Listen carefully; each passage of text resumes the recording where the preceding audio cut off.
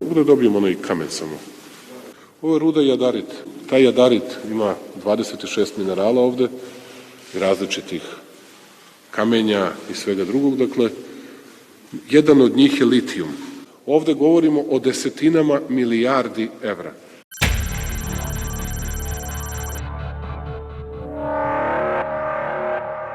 Glas naroda je za nas glas Boga.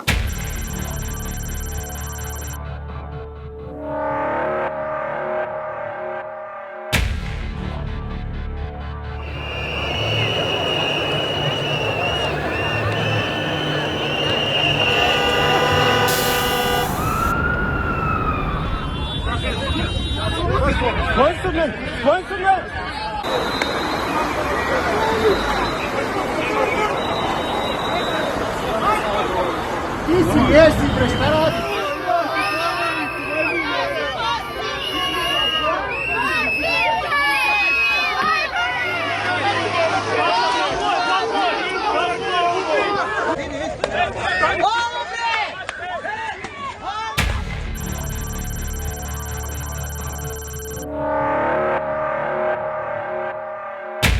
Ja znam, svi će reći ovo je Vučićev poraz, ali ja sam predsednik svih građana, makoliko voleo partiju na čijem sam čelu, i moj posao da brinem o građanima i da vraćam zakone za koje vidim da su građani protiv.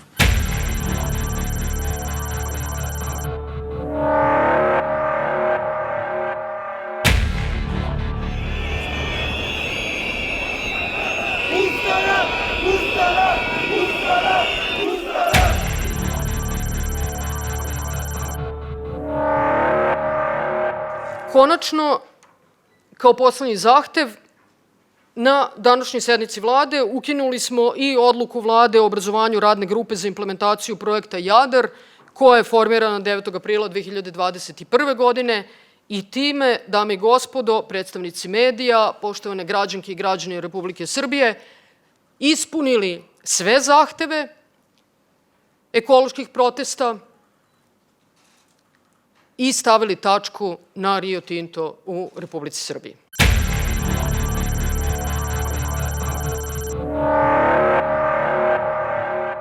Rekao sam i šta ćemo ona sad, recimo, sa Loznicom? Šta ćemo sad?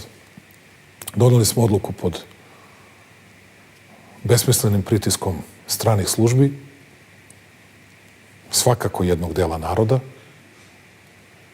Nisam hteo da se suprotstavljam, iako sam ti rekao da je odluka loša. Mi možemo da iskopamo samo da nemamo baterije, da nemamo velikog proizvođača automobila za preko 4 milijarde. Da date nekome da zaradi milijardu ko to može da uradi. I milijardu i po. Nama ostane 2,5-3 milijarde. Bez ičega, bez katoda, bez baterije, bez ičega. Da damo po 300-400 miliona samo za Loznicu i Krupanj. Pa bili bi ko Tokio, Šangaj i Moskva za koju godinu. Po stepenu svog razvoja.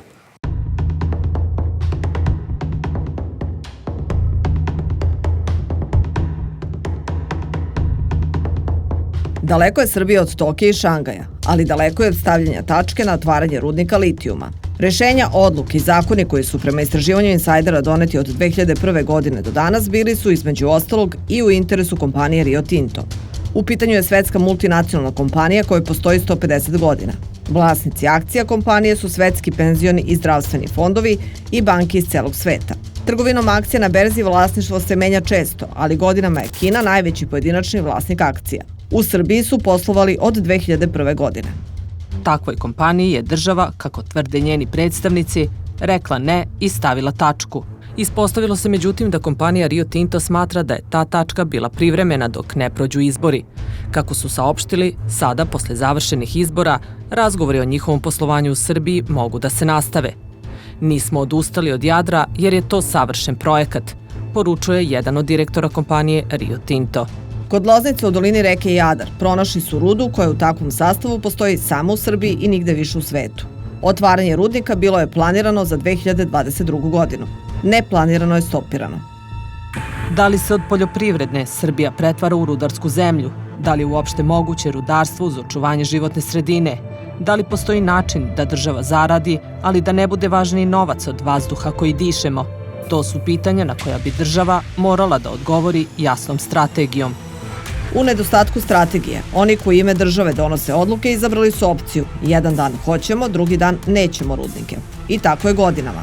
Zato priča o projektu Jadar i Rio Tintu nije priča o samo jednoj kompaniji, niti o jednom rudniku. Ovo je priča o neodgovornom odnosu države prema prirodnim bogatstvima, što na kraju dovodi do potencijalno velike štete koju će platiti građani, pre ili kasnije, ovako ili onako.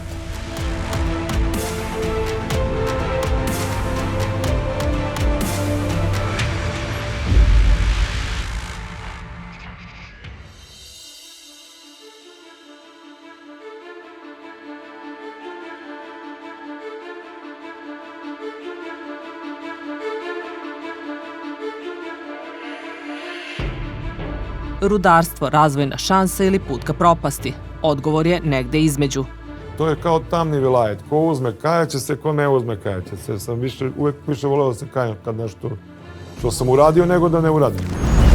Svaka zemlja čuva plodno zemljište. To je jedan resurs koji je zaista nezameljiv, koji se stvara stotinama hiljada godina, a može da se izgubi u jednom trenu, bukvalno. To su šume, to su reke i tako dalje. Kompanija Rio Tinto možda više neće poslovati u Srbiji i možda neće otvoriti rudnik litijuma, ali čak i da bude tako, to ne znači da je država stavila tačku na otvaranje novih rudnika. A svi su, manje ili više, štetni za životnu sredinu. Isto tako, svi rudnici obezbeđuju i prihod, manji ili veći za budžet. Dok su ekološka udruženja insistirala na tome da se stavi zabrana na iskopavanje litijuma, nacrtom plana, koji još nije usvojen, predviđeno je otvaranje čak 40 novih rudnika. Među njima su i rudnici litijuma.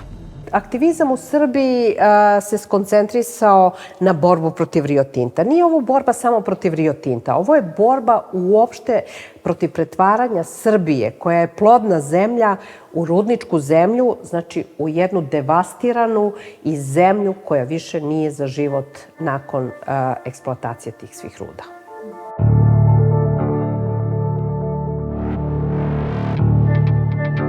Rudna bogatstva potencijal su svake zemlje i u vlasništvu su građana.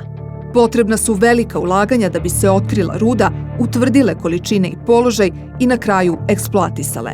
Sa jedne strane, moguće je dobit koja se meri milijardama evra, a sa druge strane je realna opasnost manjeg ili većeg uništavanja životne sredine, pa i ugrožavanje budućnosti poljoprivrede i proizvodnje hrane. Po mom mišljenju, govorim, to je klanje vola za kilo mesa. Blago bi rekao da je to jedan neodgovoran odnos. Pre bi rekao da je to nedopustiv odnos prema životnoj sredini, jedan bagatelan odnos, da se zapravo o životnoj sredini uopšte i ne vodi računa. U narednih 13 godina nacrtom prostornog plana predviđeno je otvaranje oko 40 novih rudnika. Taj plan je na javnoj raspravi i tek bi trebalo da bude usvojen. Međutim, i bez novih rudnika, prema zvaničnim podacima, Srbija godišnje iskopa rudu u vrednosti od oko 1,5 milijardu evra. Kao sirovina na koju se najviše računa u budućnosti, u nacrtu plana navodi se litijum, bakar, nikl, zlato, srebro, čak i mogućnost eksploatacije urana. Rudnici litijuma sami po sebi su vrlo problematični što se tiče životne sredine i vrlo se pažljivo otvaraju u svetu, a u Srbiji se tako bez ikakvog razmatranja planira 10 rudnika. Na rudna bogatstva već dugo se računa kao na važan izvor prihoda, jer sa tehnološkim razvojem raste i potražnja za metalnim sirovinama i njihova cena. Prema podacima koje nam je dostavilo Ministarstvo rudarstva i energetike, trenutno se iskopavanje vrši na 250 eksploatacionih polja u centralnoj Srbiji i na 77 u autonomnoj pokrajini Vojvodini. U Srbiji se trenutno najviše eksploatišu ugalj, građevinske sirovine, bakar, olovo, cink, ali i zlato i srebro i druge sirovine. Ministarka rudarstva i energetike Zorana Mihajlović izjavila je da je ukupna procenjena vrednost svih poznatih nalazišta mineralnih sirovina u Srbiji veća od 200 milijardi dolara. Po meni nikako ne smemo da dozvolimo, to je da praktično zaustavimo rudarstvo u Srbiji. Ja nikako ne mogu da se složim s tim da Srbiju treba zaustaviti. Što Što se više rudarstvo pominje kao šansa za razvoj, sve se glasnije čuju upozorenja da je cena koju ćemo kao poljoprivredna zemlja platiti ugrožavanjem životne sredine previsoka. Vladimir Stevanović profesor je Biološkog fakulteta, predsednik Odeljenja hemijskih i bioloških nauka Srpske akademije nauka i umetnosti i ekolog. Ne veruje da država ima dovoljno jake institucije da u sektoru rudarstva primeni, kako se obećava, najviše ekološke standarde. Ne postoji zeleno rudarstvo. To što stalno je danas zelene agende, zeleno ovo, zeleno ono. Zelena je samo fotosinteza i ništa drugo na ovom belom svetu. To je jedino zeleno. I od te fotosinteze mi živimo. To je vrlo jednostavna stvar koju zna svaki biolog, pa trebalo bi da zna svako dete iz osnovne i srednje škole. To je osnova života. Nemoj protiv te osnove života da radimo neke stvari koje su suprotne, izazivaju efekte koji su u krajnjem slučaju dalekosežno će biti krajnje negativni po samo čovječanstvo. Rudarstvo je istovremeno i razvojna šansa. Tragovi rudarenja na ovim prostorima postoje od praistorije, preko rimske epohe do srednjovekovne srpske države, kada je ova grana privrede doživela svojevrsni procvat. Zlatko Dragosavljević, rudarski inženjer, smatra da je problem što država danas nema ono što je imala još u srednjem veku. Strategiju odgovornog korišćenja rudnih bogatstava. 1612. godine je donet zakon o rudnicima Despota Stefana Lazarevića. Zamislite da pre 6 vekova je ova oblast uređena zakonodavno i to je jedan pravno-istorijski dokument vrhunskog značaja za ovaj narod i za ovu državu. I tada se videlo i znalo kakav je značaj mineralnih sirovina i 24 rudarskih stručnjaka koje je angažovao Despot Stefan Lazarević napisali su jedan od najboljih zakona o rudnicima u istoriji, ne samo ove zemlje, nego u istoriji Evrope. I zato je pitanje sada mnogo kompleksnije. Kako je moguće da 600 godina i više ova generacija Srba nije sposobna da kvalitetno definiše pravce i cilje upravljanja mineralnim resursima svoje države ili ovih prostora? U vreme socijalizma, istraživanjem i iskopavanjem rude bavila se isključivo država. Privatnim firmama to je bilo zakonom zabranjeno. Postojali su fondovi za geološke istraživanja i jednostavno su davani i rudarskim kompanijama i Geološkom zavodu, Geološkom institutu i drugim nekim institucijama koje su se bavili u to vreme intenzivno. Kao i u drugim oblastima, lutanje u sektoru rudarstva počelo je raspadom Velike Jugoslavije. Padom socijalizma, već početkom 90-ih, pravila se menjaju. Na rudna bogatstva počinje da se računa kao na šansu za privlačenje stranih investicija. Tada se menjaju i zakoni i omogućava se privatnim, pa čak i stranim kompanijama, da se bave istraživanjem i eksploatacijom. 90. godina kada je donet prvi ustav, kada, da kažem, taj obezbeđen je višestranački sistem, ukinut socijalizam, uveden kapitalizam, tada su po zakonu o privrednim društvima i zakonu o stranim ulaganjima svi vidovi svojine bili ravnopravni, uključujući i državnu svojinu i privatnu svojinu. Prosto je moralo da se napravi nekakav prelaz iz onoga što smo zvali samoupravnim socijalizmom u neku vrstu tržišne ekonomije. Sad, koliko je pravedno, pa uvek neko ostane zakinut za nešto. Još tokom 90. godina nekoliko stranih kompanija dobija pravo istraživanja. Prekid se dešava u vreme NATO bombardovanja, kada im je to pravo na kratko oduzeto. Nakon pada Slobodana Miloševića sa vlasti, Srbija je devastirana ratovima, sankcijama, pljačkom. Promena političke klime, prazna državna kasa, niska rudna renta, obrazovana, a jeftina radna snaga, sve to je već u vreme prve demokratske vlade privuklo veći broj stranih investitora, koji u Srbiji dobijaju pravo istraživanja na različitim lokacijama. Među njima su bile i velike multinacionalne kompanije, kao što je Rio Tinto. Već 2002. godine tadašnja Savezna Republika Jugoslavija potpisuje međudržavni sporazum sa Ujedinjenim kraljevstvom o uzajamnom podsticanju i zaštiti ulaganja. Sporazum je stupio na snagu 2004. a i danas važi za ulaganje iz tog perioda. Upravo na taj sporazum, pre nego što je država odlučila da stavi tačku, pozivali su predstavnici kompanije u Srbiji, pošto je matična kompanija Rio Tinto registrovana u Londonu. Srbija ima slične sporazume s mnogim stranim državama i kao i svi ostali sporazumi, i ovaj sporazum predviđa međunarodno priznate mehanizme zaštite investicija. Sporazum predviđa da ulaganje iz Velike Britanije štite zakoni Srbije, isto kao i domaće kompanije, ali predviđa i da eventualni sporovi u izostanku prijateljskog i diplomatskog dogovora mogu da se rešavaju pred međunarodnom arbitražom. Kompanija Rio Tinto za sada saopštava da od projekta koji je, kako kažu, savršen, ne odustaje. Da li to znači i pokretanje eventualnog spora protiv države Srbije ukoliko ostane pri stavu da je stavljena tačka, za sada nije poznato. Znate, ako sudi domaći sud Republici Srbiji, to je jedna situacija. Ali ako odemo na međunarodnu arbitražu, koja nema baš mnogo blagonaklonosti prema bilo kojoj državi, a ne samo prema našoj, onda su tamo dve strane potpuno ravnopravne. U slučaju da država izgubi, štetu će plaćati svi građani, a procene moguće štete koje su iznosili predstavnici vlasti drastično su se razlikovale. Predsjednik Srbije procenio je da će nas u tom slučaju sve koštati oko 1 milijardu evra. Sličnu ocenu iznela je premijerka, dok je ministarka rudarstva i energetike tvrdila da ne postoji dokument po kom bi Srbija plaćala odštetu.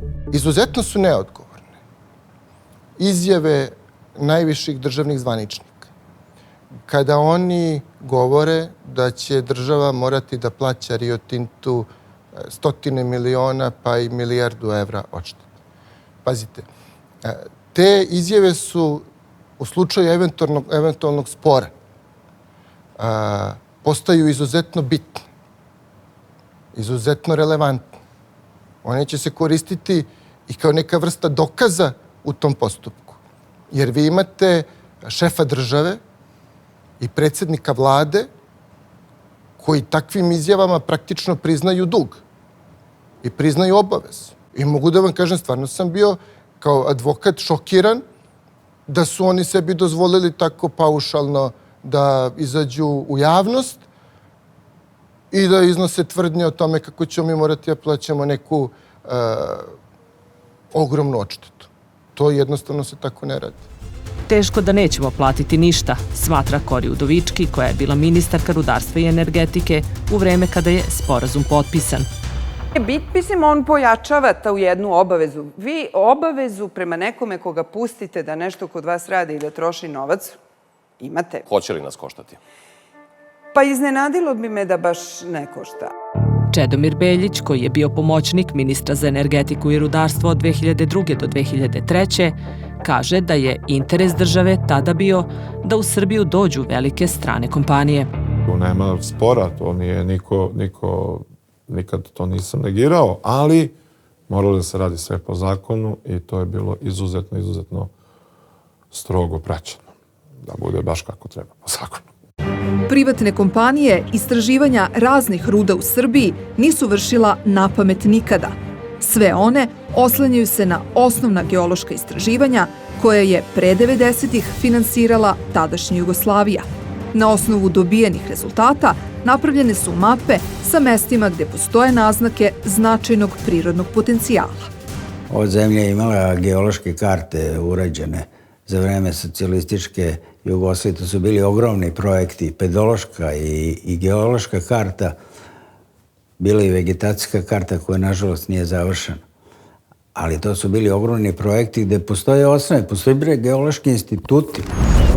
Naš sistem je bio takav. On je počivao na tome da državni fond plaća osnovna geološka istraživanja. Tako je bilo još od vremena SFRJ.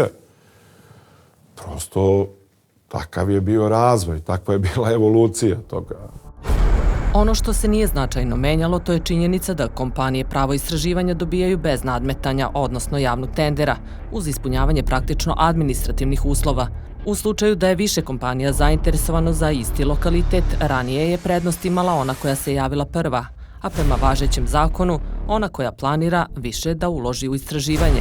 U jednom slučaju je, međutim, bio raspisani tender.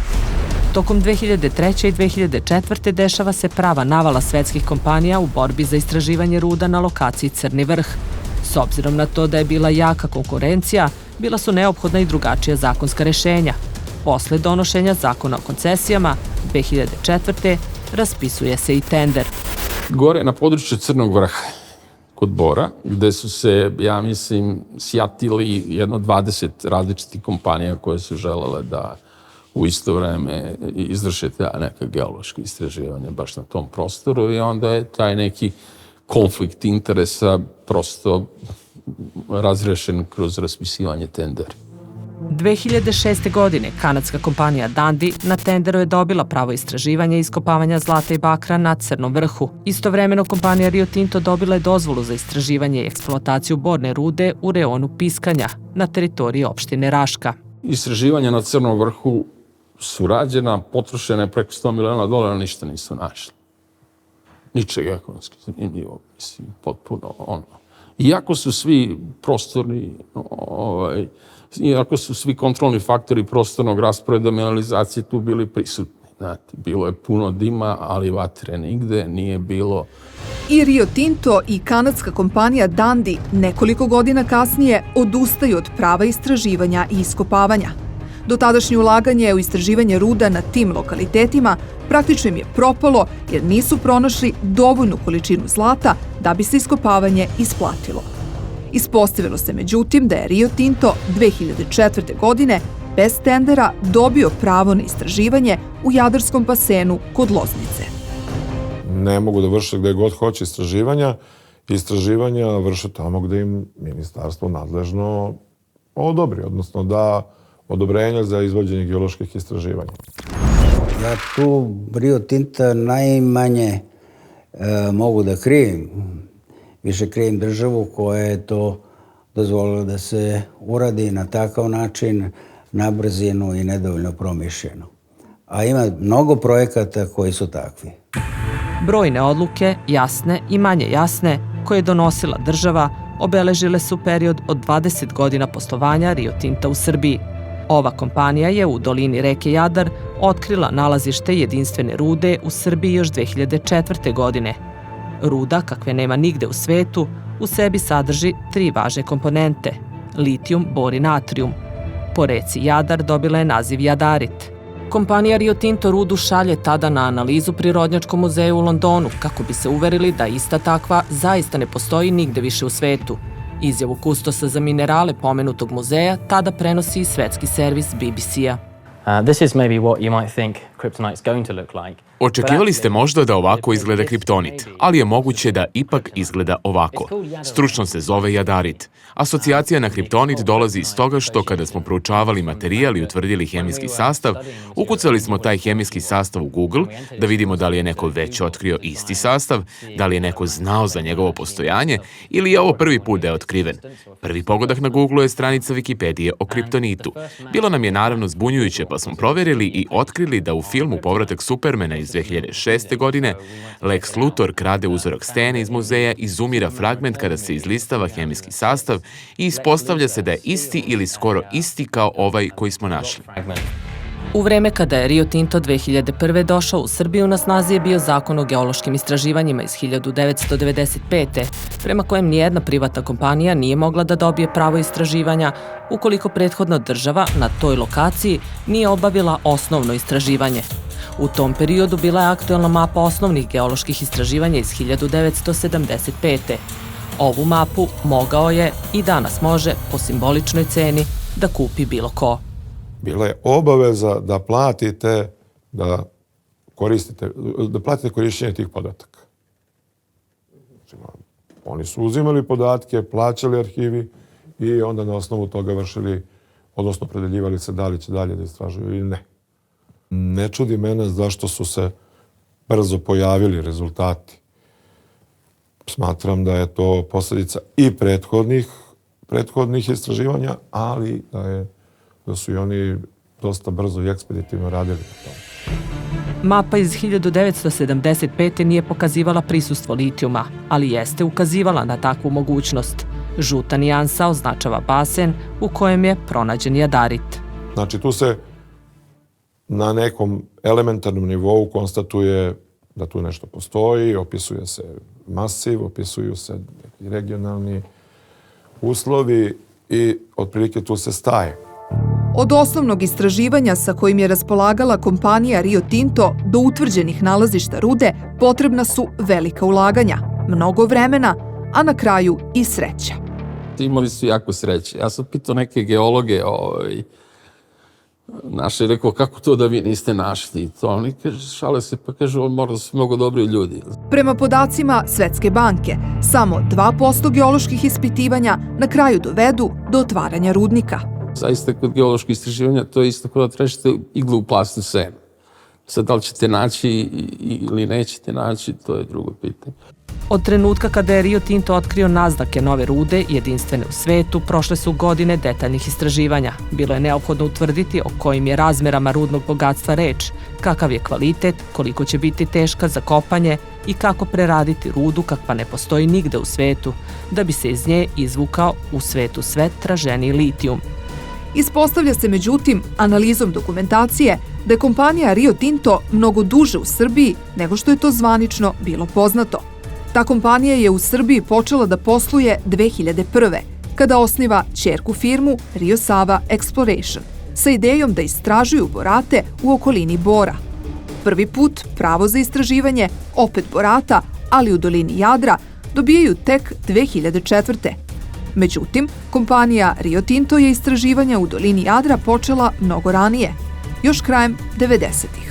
Prva baza podataka potencijalnih područja u bivšoj Jugoslaviji napravljena je početkom 1998. godine. Na savet profesora Jelene Obradović sa Univerziteta u Beogradu, Rio Tinto Exploration je prvi put posetio Jadar u proleće 1998. godine.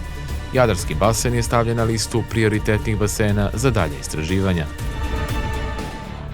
Šta se dešavalo u periodu od 1998. kada su prvi put obišli potencijalno nalazište do 2007. godine kada su saopštili da su pronašli jedinstvenu rudu, u javnosti nije poznato. Međutim, prema analizi dokumentacije može da se zaključi da je Rio Tinto u junu 2004. dobio dozvolu za istraživanje u dolini Jadar, a samo nekoliko meseci kasnije, prema podacima sa njihovog sajta, pronašli su rudu jadarit koja ne postoji nigde u svetu. Ne može država sama sve da istraži. Mislim da ni jedna država zapravo nije u stanju sama sve da istraži, čak i one koji imaju mnogo više novca od nas. Sama dakle činjenica da neko dođe, želi da istražuje, u to investira i da su posle toga podaci dostupni i državi. Ja mislim sasvim u redu. To ne znači pravo na eksploataciju. Za to je potrebno mnogo više. Korist za građane bila bi svakako daleko veća da je država sama ulagala u istraživanje i otkrila rudu jedinstvenu u svetu. Relevantne institucije trebalo je da procene uticaj na životnu sredinu, a da se posle svega toga raspiše tender za iskopavanje vredne rude, na koji bi se javile zainteresovane kompanije. Na takav način dozvolu bi dobila kompanija koja ispunjava sve uslove. Rio Tinto 2004. godine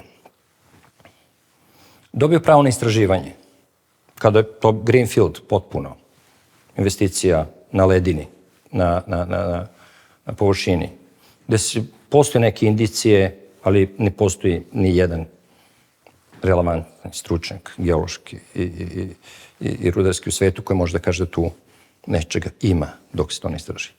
17 godina investira, bez dinara povratka kapitala. Moje pitanje je, a koja je to državna kompanija koja je spremna 17 godina da investira 200-300 miliona dolara, bez dinara povratka kapitala, sa tako čestim promenama vlada i vlasti? Velike kompanije uglavnom su privatne. Velika su ulaganja u istraživanje. Istraživanje je neizvesno. Ne možete tvrditi da ćete dobiti. Onda lakše državi da prepusti to, pa neka rizikuje, ne znam ni ja, Rio Tinto, Dundee ili već koji se tu kod nas nalaze, Freeport, nego da država sa svojim fondovima ulazi, pa može da se dogodi da ne bude pozitivnih rezultata. Dok se sa jedne strane govori o tome da država nema novca da sama ulaže u istraživanja, nije bilo ni spremnosti da se preuzme takva politička odgovornost. Umesto toga, plan je po svemu sudeći bio da se sektor rudarstva, kao i sve ostalo, privatizuje. Ima li država Srbija dovoljno novca da sve to samo uradi?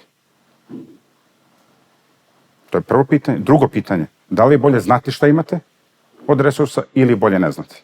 Država mora da zna šta je ono što ima od ruda. Ako nije u stanju sama da investira i sama da sve odradi i pojavi se stranac koji hoće o svom trošku to da utvrdi, ja ne vidim nikakav problem da se strancu, bilo kome, domaćoj firmi, daju istražna prava. Znate, sad kad se već našlo nešto što je veliko, što je interesantno, to je onda, svi pitaju, a što nismo mi? Pa, mislim, pitanje je da li bi država uložila $450 miliona za ovo vreme.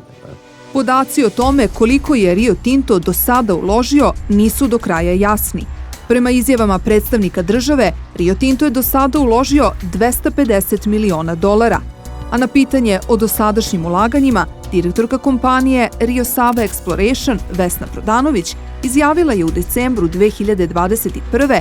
da je kompanija do tada opredelila $450 miliona, a da je ukupno za projekat, ukoliko bude odobren, planirano oko $2,4 milijarde.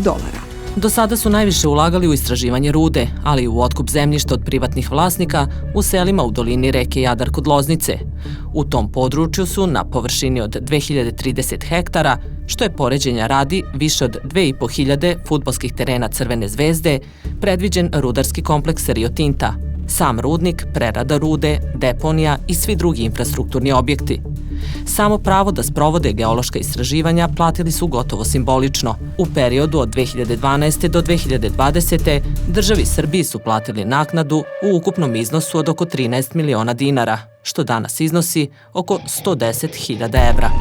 U slučaju otvaranja rudnika država bi trebalo da ostvari prihode na druge načine. Oko 1/3, sigurno možda nešto više, 40% dobije država. Kroz razne poreze, doprinose, davanja i tako dalje. Isto toliko dobije 30-40% dobije vlasnik rudnika, ali jako puno zaradi proizvođač opreme. Rudarski. I sve ono što se ugrađuje u rudnik. Sam zakon svugde u svetu, svi zakoni o rudarstvu, mislim, regulišu da onaj ko je uložio sredstva u istraživanja, da ima pravo da ta sredstva, što se kaže, i povrati kroz otvaranje i da zaradi, naravno, profit kroz otvaranje nekog rudnika. I oko toga koliki bi zapravo bio profit u slučaju kada bi država ipak dala zeleno svetlo kompanije Rio Tinto da otvori rudnik i preradu litijuma, postoje različite procene. Od toga da će Srbija procvetati do toga da će propasti.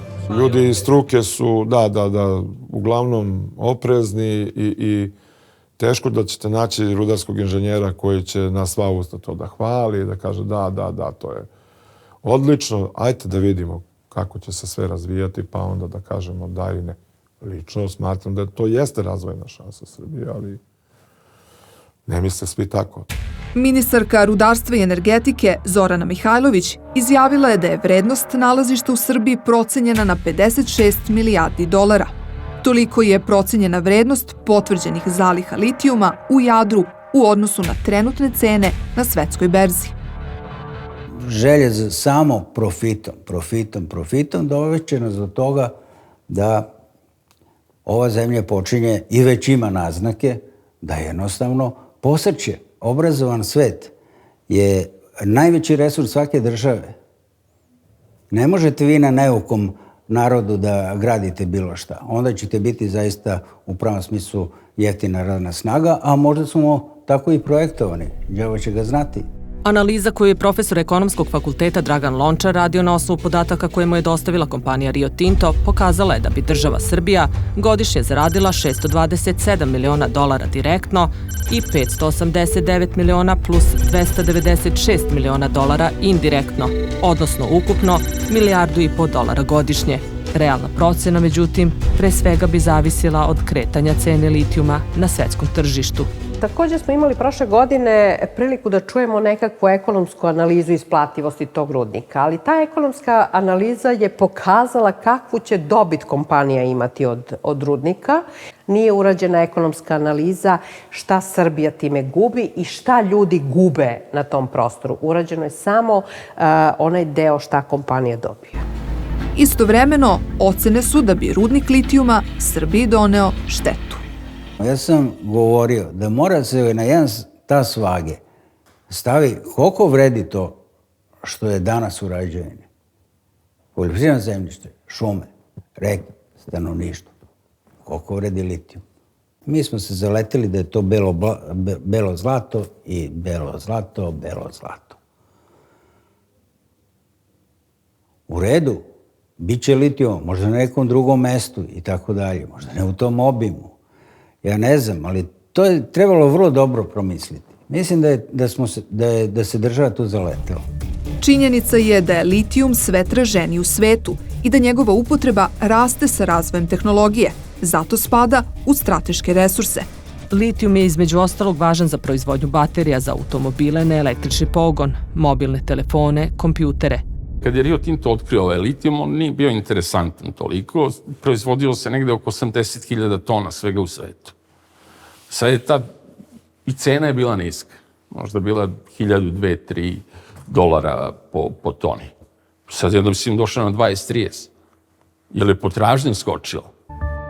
U nacrtu prostornog plana Srbije do 2035. godine, koji je još na javnoj raspravi, piše da je u Jadarskom basenu utvrđeno nalazište od ukupno 136 miliona tona litijuma i da je reč o jednom od najznačajnijih nalazišta u svetskim razmerama. Navodi se i da su važni faktori za razvoj rudarstva povoljan geostrateški položaj države, stručni kadrovi, otvorenost za investicije, što bi sve dovelo do razvoja drugih pratećih delatnosti, novih radnih mesta, većeg životnog standarda.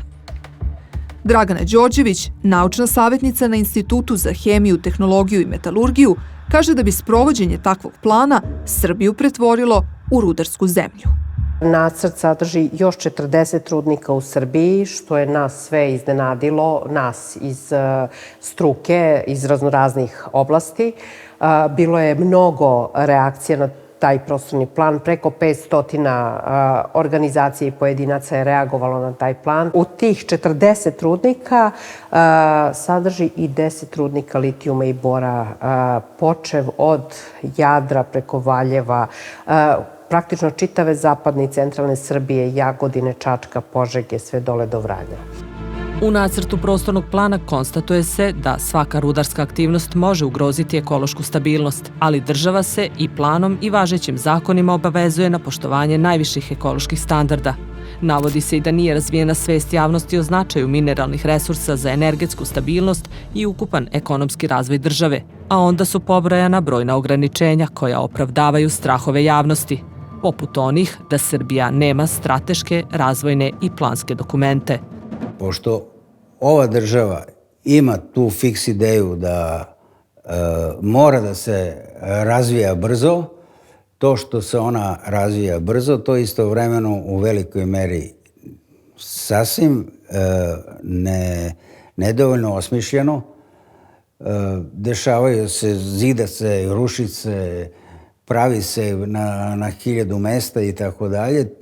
To nije pravi razvoj. Da li ima neko uopšte u planu da posmatra budućnost? Šta će biti i kako će biti? Pravo istraživanja ruda u Srbiji trenutno ima 100 firmi. 2 su državne, a u pitanju su Elektroprivreda Srbije i podzemna eksploatacija Resavica i usmerene su na istraživanje rezervi uglja. U 4 kompanije država je manjinski vlasnik. U pitanju su Naftna industrija Srbije, koja jedina ima pravo istraživanja i eksploatacije nafte i gasa, kompanija Ziđin iz Bora, koja se bavi istraživanjem, eksploatacijom i preradom bakra, kao i kompanije Felspot Bujanovac i Kolubara Građevinar. Sve ostale kompanije koje trenutno imaju pravo istraživanja, njih 94, su privatne kompanije.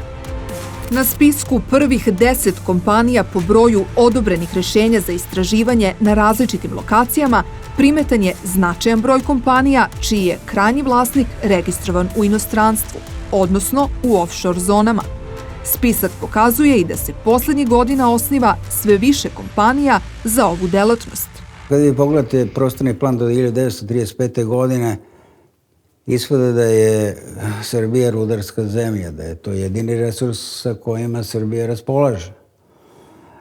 Buši se od Vranja pa do Jadra, Valjeva, Desvene, u potrazi za litijumom ili nekim drugim rudama.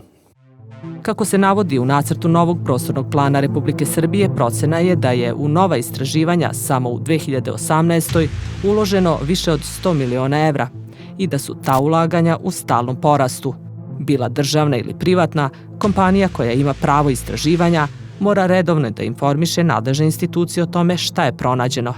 Čak i u slučaju da privatna kompanija pronađe rudu, ali proceni da za nju to nije isplativo, podaci ostaju državi.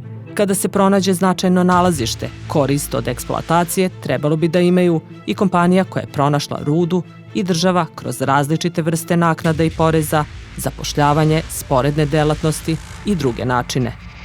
Da se razumemo, ja nisam protiv razvoja zemlje. Apsolutno jesam, ali za čist i zdrav razvoj, a ne za uništavanje zemlje.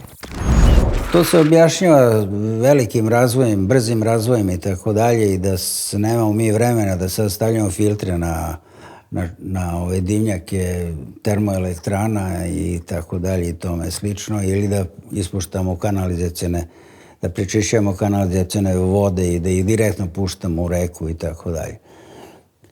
To je izgovor, naravno.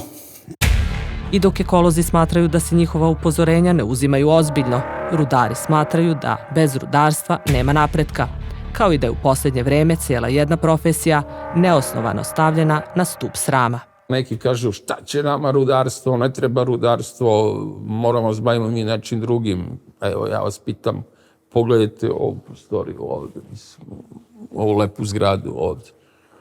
Sve što postoji u ovoj zgradi, sem ovih drvenih stolova, je došlo iz nekog rudnika.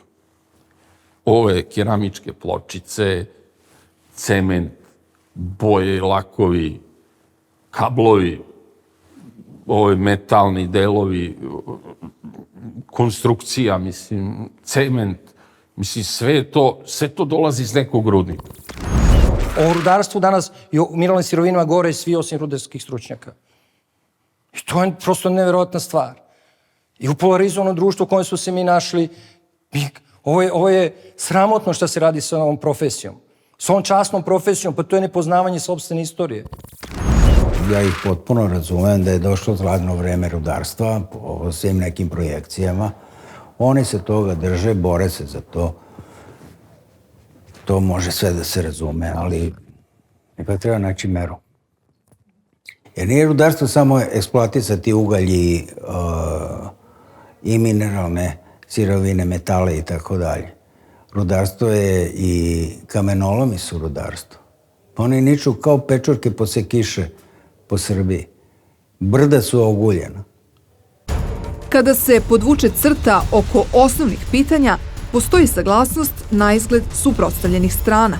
Mineralne sirovine moraju da se koriste racionalno, uz strogu primjenu pravila zaštite životne sredine i jake državne institucije koje će garantovati da će građani od njihovog korišćenja imati koristi, a ne štetu.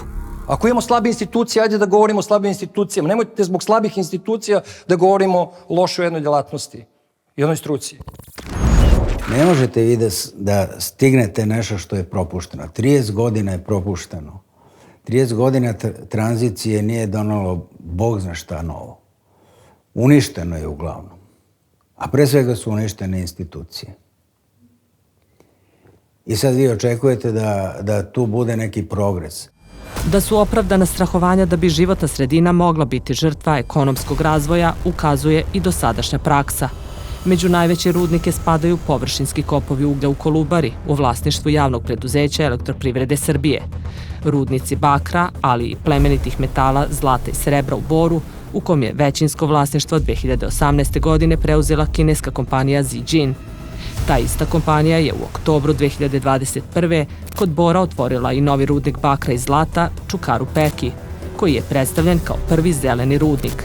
Za sve ove rudnike vezuju se brojne pritužbe meštana i ekoloških udruženja da ne poštuju propise o zaštiti životne sredine i sa druge strane tvrdnje nadležnih institucija da je sve u redu. I zbog toga je skoro svuda prisutna u svim dokumentima jedna reč održivo. I svi imaju u ustima, imaju svi u dokumentima, niko se ne pridržava. To je ono što je strašno. Održivo ne podrazumeva zaštitu, ali to treba podrazumeva racionalno korišćenje.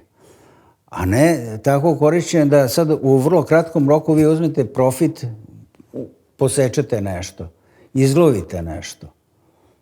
I sad ste dobili pare i odete, kaže se, rešen problem.